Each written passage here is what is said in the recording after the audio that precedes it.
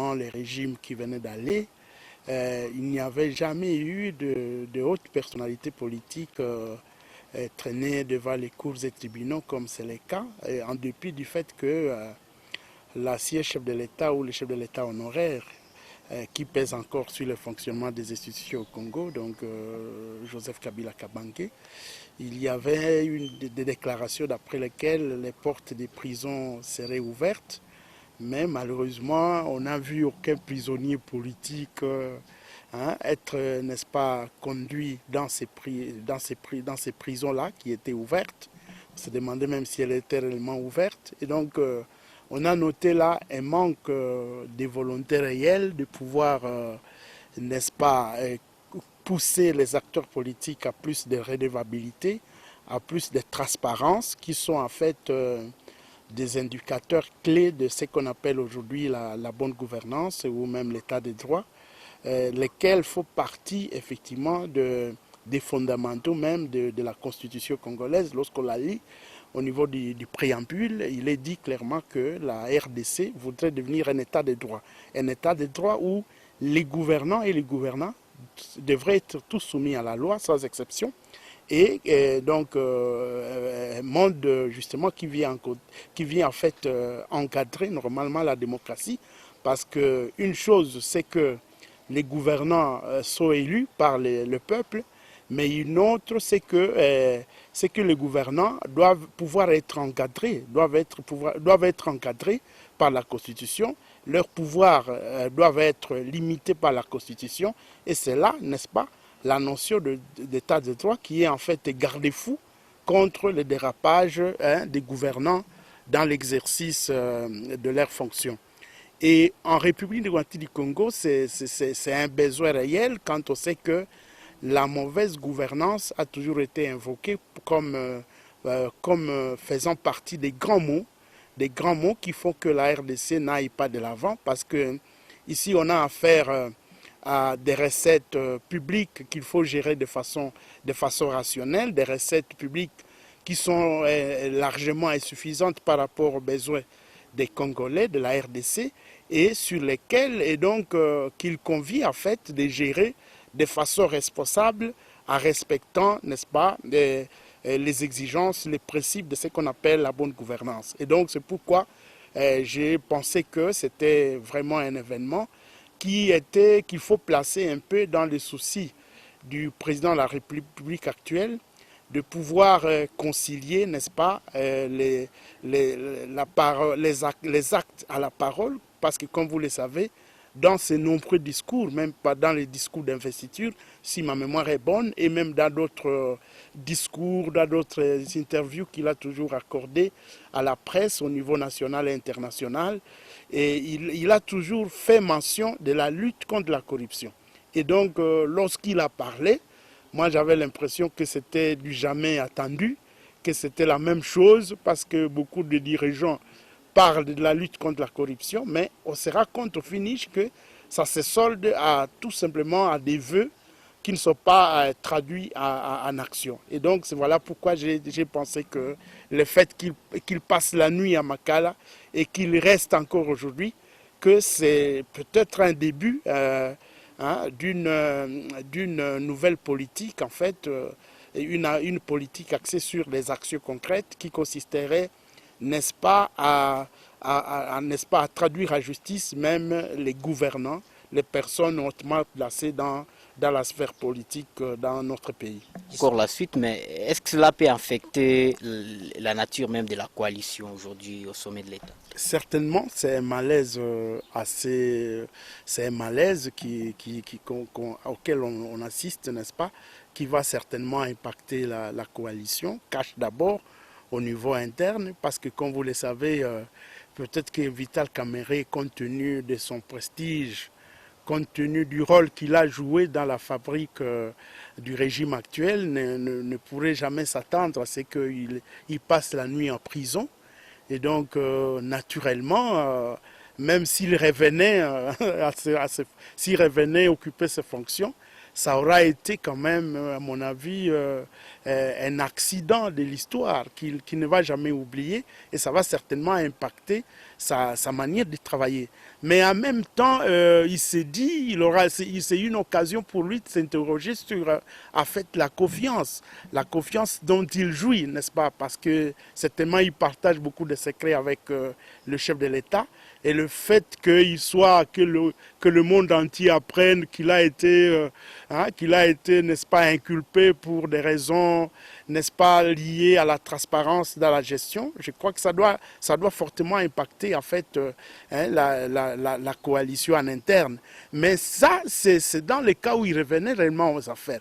Mais s'il arrivait à être condamné, je crois que l'impact sera encore plus grand et même plus visible. Et là, on pourrait assister peut-être à deux scénarios.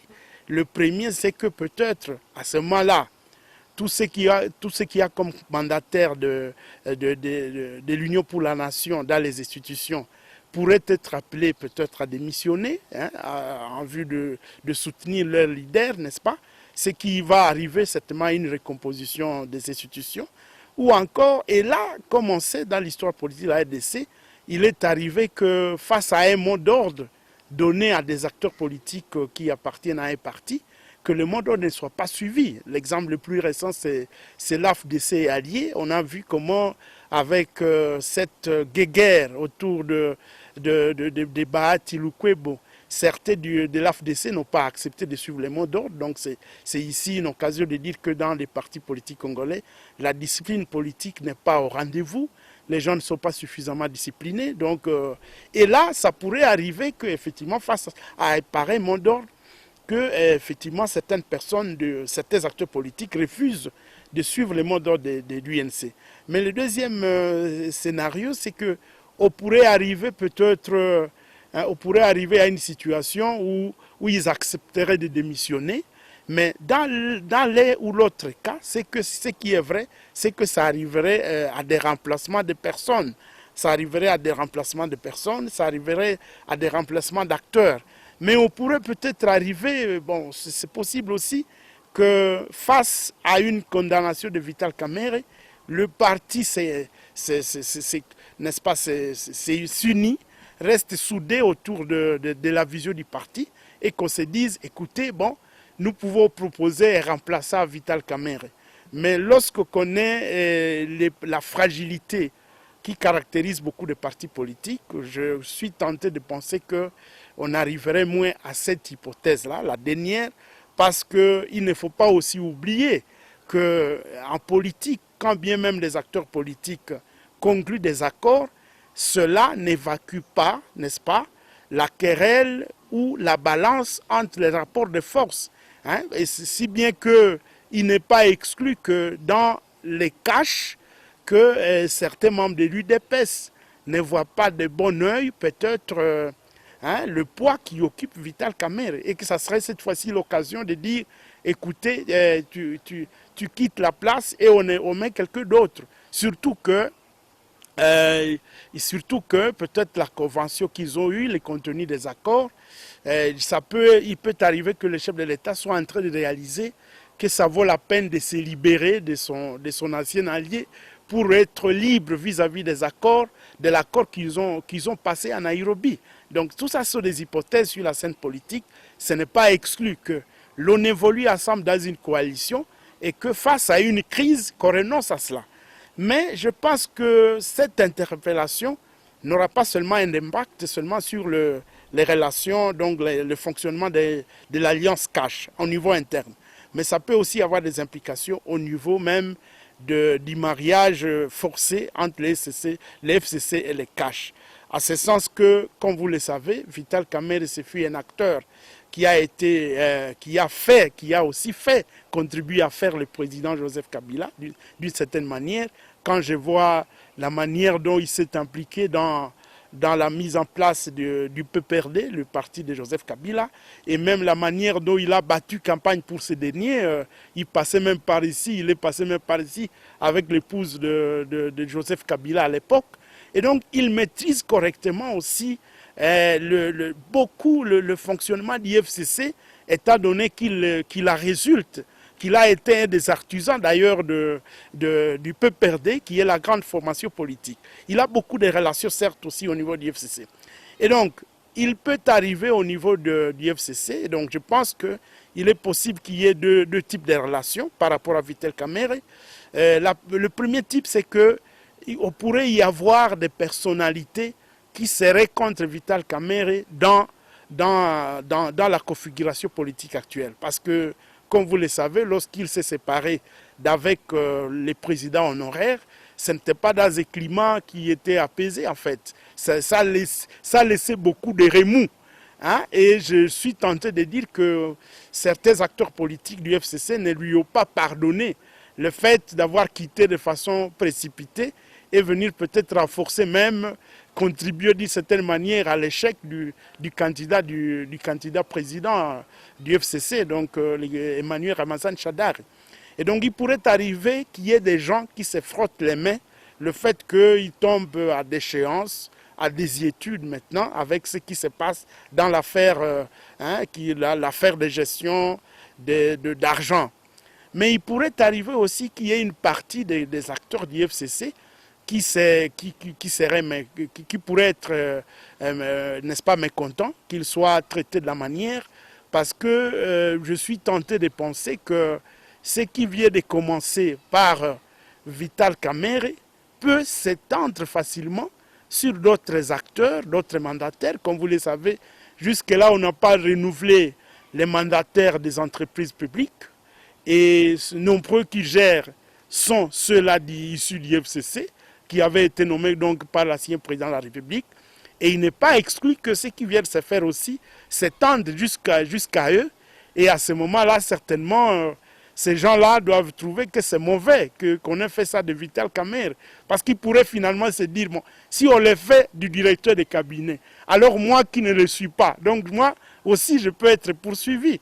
Et donc voilà un peu, c'est de cette façon que peut-être de façon diversifiée que les acteurs politiques vont accepter cette interpellation.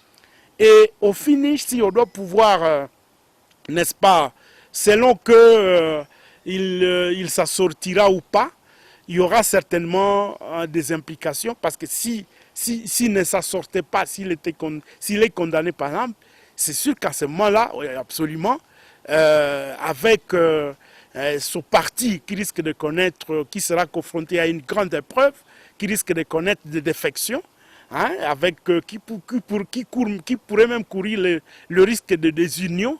Certainement qu'au niveau des institutions, au niveau du gouvernement et au niveau de l'Assemblée nationale, au niveau du Sénat, cela ne va pas se passer sans impact, selon qu'on aura soutenu Vital Kamerhe et qu'on ne l'aura pas fait. Et donc, on s'attend certainement à des implications de